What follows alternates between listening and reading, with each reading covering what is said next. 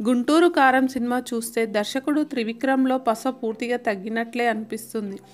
తల్లి కొడుకుల బంధాన్ని ఆసక్తిగా మలచడంలో త్రివిక్రమ్ విఫలమయ్యాడు. కథాపరంగా సినిమాకు మైనస్ మార్కులే పడుతున్నాయి. సినిమా కథ ఏంటనేది ప్రారంభంలోనే తేలిపోవడం అతిపెద్ద మైనస్. సినిమా చూడాలనే ఆసక్తి పోతుంది. తల్లి కొడుకుల పాత్రపై ఉండాల్సిన పట్టు కనిపించలేదు. కొడుకుతో అగ్రిమెంట్ సైన్ చేసినంత మాత్రాన రాజకీయంగా ఇబ్బందులు రావని చూపించడంలో లాజిక్ పూర్తిగా మిస్ అయింది.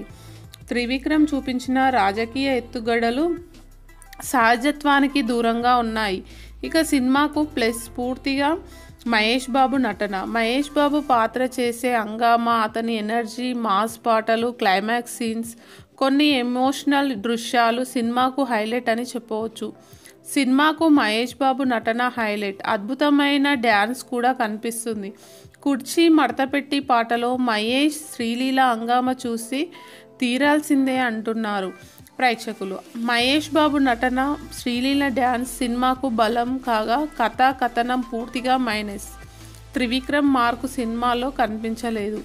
ఓవరాల్గా చెప్పాలంటే గుంటూరు కారం సినిమా మాస్ని ఆకర్షిస్తుంది, అలరిస్తుంది. దర్శకుడిగా త్రివిక్రమ్ ఈ సినిమాతో ఫెయిల్ కాగా నటుడిగా మహేష్ బాబు నెక్స్ట్ లెవెల్ చూపించాడంటున్నారు. కేవలం మహేష్ బాబు నటన కోసమే సినిమా చూడవచ్చు. త్రివిక్రమ్ ఇప్పుడు కొత్తదనం కనిపించడం లేదనేందుకు ఈ సినిమానే ఉదాహరణ.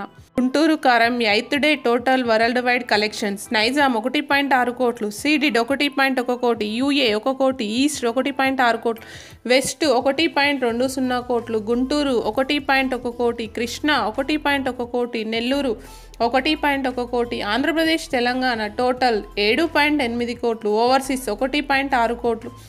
టోటల్ వరల్డ్ వైడ్ కలెక్షన్స్ 9.2 కోట్లుగా నిలిచాయి.